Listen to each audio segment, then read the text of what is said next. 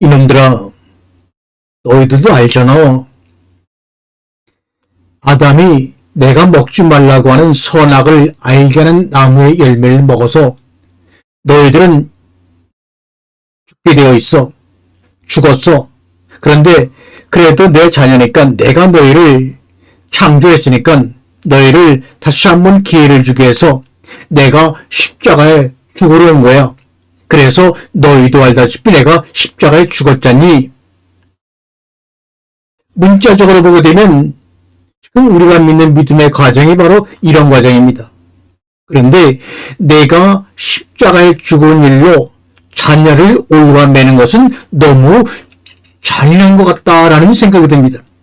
그러므로 우리가 성경의 말씀을 읽고 묵상하고 설교를 할 때에는 문자에 얽매여서 하게 되면 그 속에 숨겨져 있는 하나님의 진실한 뜻을 왜곡할 수가 있습니다.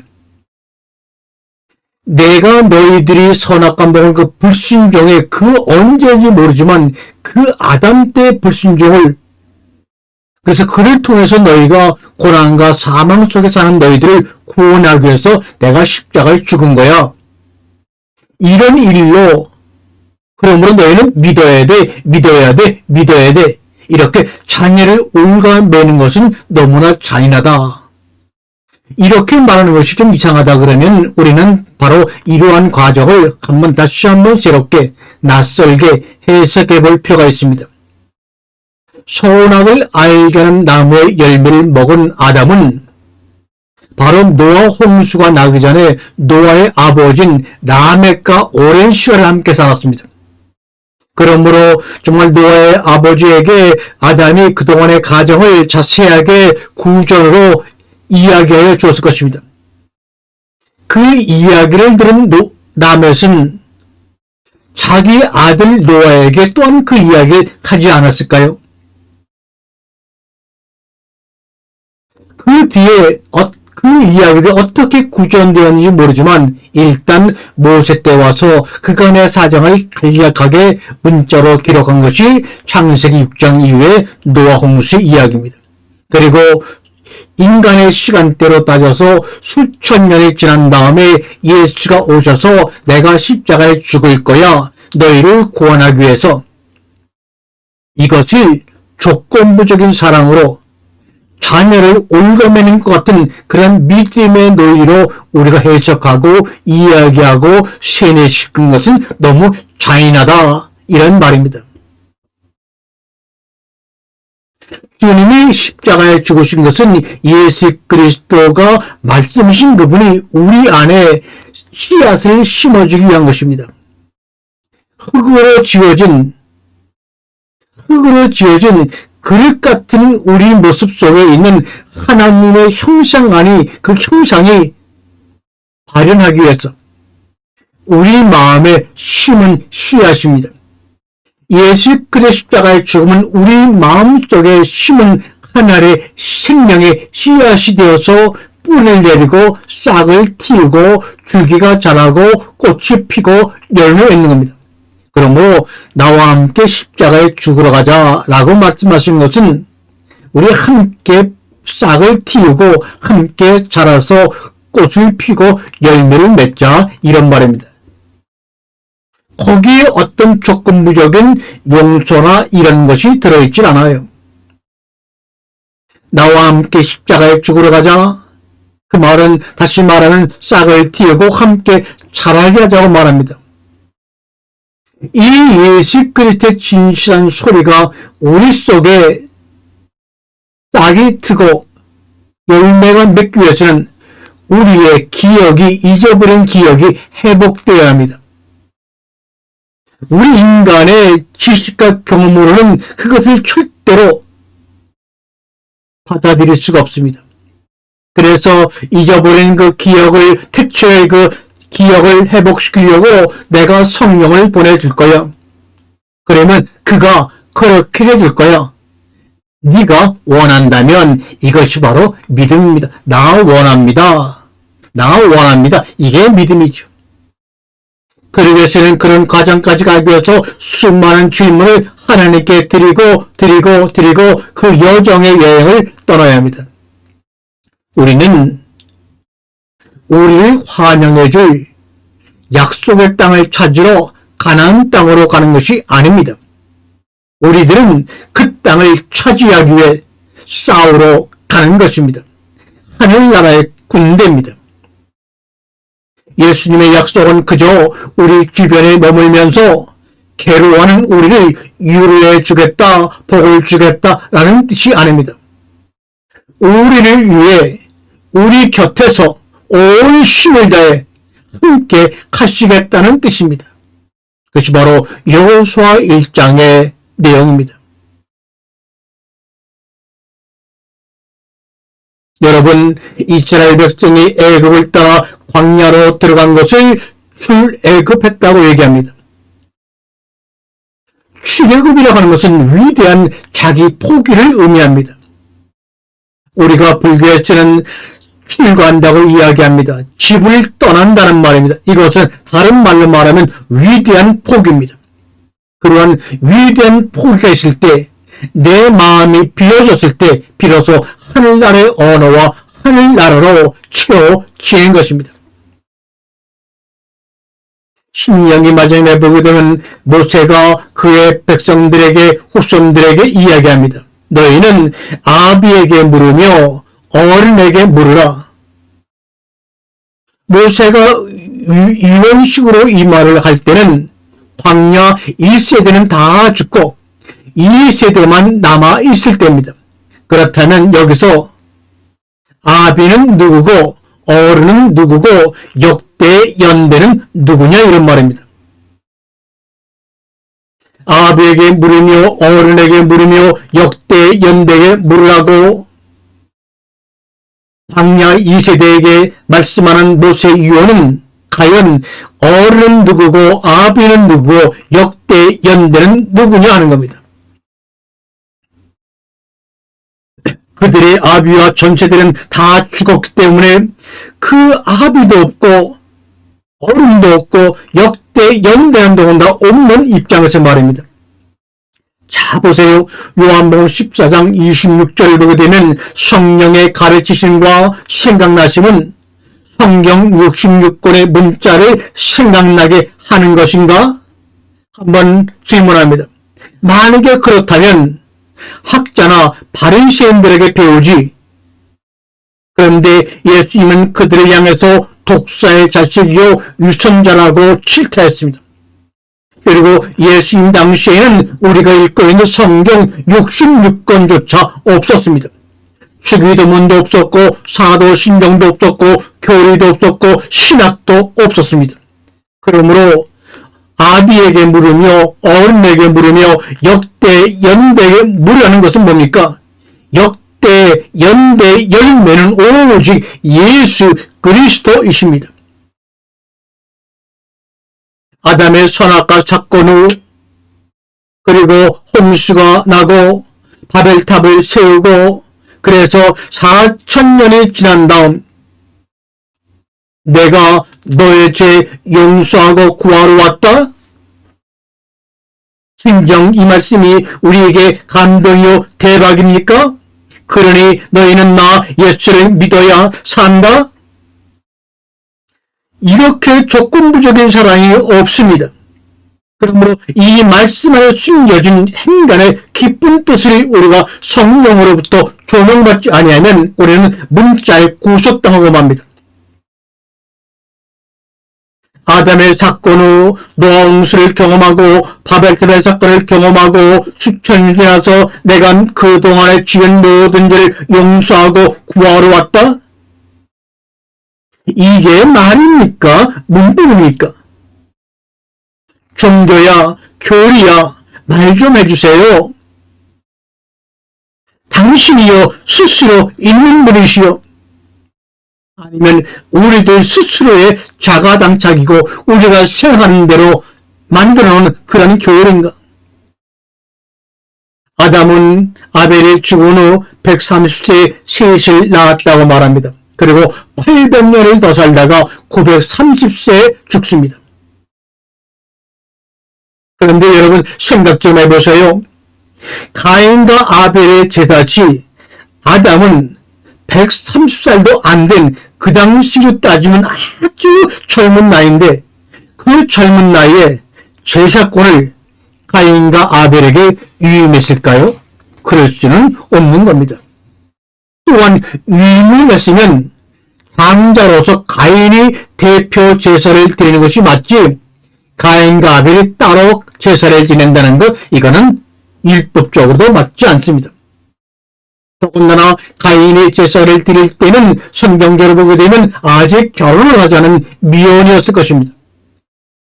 장자권을 이어받아 단독으로 제사를 집행할 입장도 아닙니다.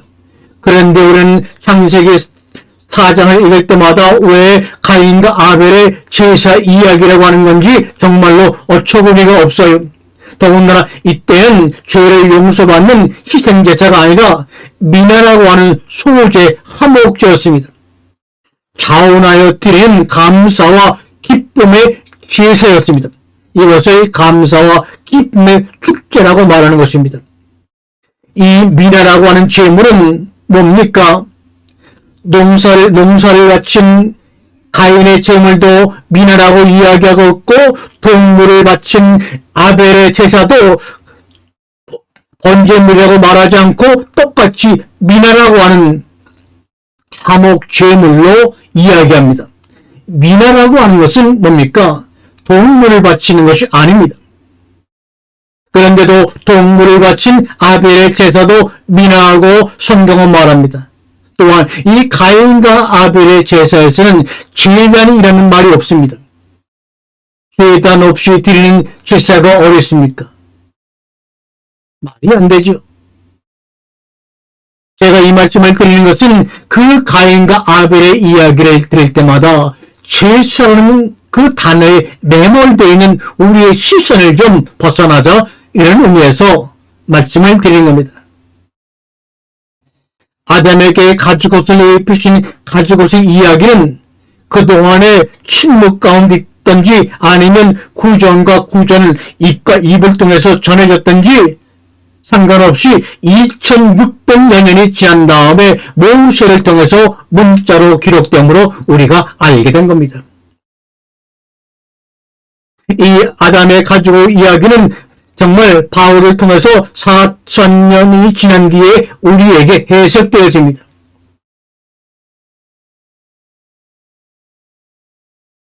그러므로 여기서 무슨 말을 하고자 하는 것이냐? 우리는 2600년이 지난 모세, 아담으로부터 4000여 년이 지나는 그 바울의 이야기, 뒤의 것을 가지고 앞의 것을 해석하는 것이 아니라 바울의 환경과 모세의 환경을 가지고 아담의 가죽옷, 아담의 선악과의 사건, 노아의 홍수, 바벨탑의 사건을 해석하는 것이 아니라 앞의 것을 가지고 창세기 1, 2, 3장의 것을 가지고 뒤의 것을 이야기해야 한다, 그 말입니다. 신약 성경이 완성되기 전에는 구약 성경도 없었고, 있었다고 해도 기껏해야 모세오경 창세기 정도밖에 있지 않았습니다. 그래서 예수님도 성경을 풀어줬을 때 구체적으로 문자로 말씀하지 않았지만 창세기의 내용을 풀어서 말씀해 준 것이고, 사도 바울도 마찬가지입니다. 여러분 보세요. 신구약을 온전히 비교해 읽어본 지는 불과 전 역사에 비하면 우리나라는 6, 70년밖에 되지 아니하고 전 기독교 역사를 향해서 보더라도 마틴 루터의 종교개혁 후 인쇄술이 발달하여 그 성경을 책으로 출간했을 때부터 시작한다고 하더라도 4, 500년밖에 아니 됩니다.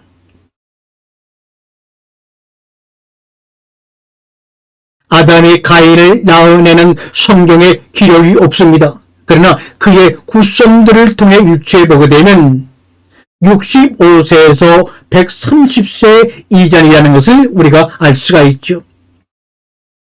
아담 이후의 10대 족장들의 평균 수명은 나눠보니까 910살입니다. 이런 시기에 어린 가인이 장자권을 가지고 제사를 드렸을까요? 한번 여러분이 상식적으로 생각해 보세요. 그리고 그 이후에 노아가 홍수 후 제단을 쌓을 때까지 성경은 한 번도 제사 이야기를 하지 않고 있습니다. 그런데 노아가 드린 제사도 죄를 용서하고 죄에 대한 어떤 번제물이 아니라 감사 제사였습니다. 여호와의 이름을 불렀다 동행했다는 말은 있어도 말이죠. 여호와의 이름을 불렀다 동행했다는 말은 있어도 가인도 아벨도 노아도 선악과의 사건을 통해서 하나님께 불순종한 죄를 그들이 다 이어받아가지고 정말로 날마다 정말 죄의식 가운데서 제사를 드렸다, 이런 내용은 한마디도 없습니다. 그 이유는 뭘까요? 제가 답을 하면 안 됩니다. 여러분이 주님께 다양한 질문을 통해서 그 답의 근처로 점점 이동해야 합니다. 아담은 성경에 보니까 노아의 아버지인 라멕과 56년 동안 같이 살았습니다. 라멕은 홍수 5년 전에 사망을 했죠. 그러나 성경에서 가장 오래 산 모두설은 홍수가 터지기 직후까지 노아와 함께 살면서 노아의 방주를 만든 일에 돕지 않았나 생각을 합니다. 이런 오류의 역사는 성서로 읽지 않고 성경을 읽었기 때문에 우리는 많은 오류 속에서 성경을 잘못 해석하는 겁니다. 그리고 사역자나 교리로 풀어주는 대로 아멘하며 믿어왔던 것입니다. 익숙한 것을 더욱더 익숙하게 믿어왔던 것입니다. 그러나 성경을 익숙한 것을 낯설게 새롭게 해석하고 듣고 질문을 던져야 합니다. 우리는 그동안에 성경의 1.1핵도 오류가 없다는 성경 무엇을 믿고 있습니다. 맞습니다. 성경 무엇을 1.1핵도 어김없이 완성된다는 의미의 뜻이죠. 인간의 문자로 표현되기에는 부족함이 많고 번역이나 해석에 오류가 많아도 그 말입니다. 문자로 차본으로 전해드려온 문장이 무효하다는 말이 아닙니다. 그것을 해석하고 번역하는 가운데 오류가 발생되는 것이죠. 구약 성경에 원본이 없이 사본만, 부분적인 성경이 기록된 사본만 수십 개요. 신약 성경 헬라어 사본은 2만 개가 넘는다고 합니다. 그리스 사본만 수천 종입니다. 이진에서 인간들이 선별해서 정정으로 확정한 것이 66권입니다. 누가요? 연약한 우리와 같은 사람들이 모여서 공회를 통하여 이것 인정하자 해서 결정난 것입니다. 거기에도 과연 1.1에게 오류가 없을까요? 그러나 우리는 믿음으로 이렇게 고백합니다. 사람들이 모여 사는 것 같지만 그 속에서 하나님의 경륜은 어김없이 진행되고 있다. 그게 바로 성령의 사역이다. 그러므로 영으로 가고 육으로 말자. 이렇게 우리는 믿음 안에서 오늘도 나아가고 있습니다. 태초라는 것은 무엇입니까? 메레시티. 다양한 해석을 하고 있지만 태초는 바로 스스로 있는 자, 에웰 아셀 에웰.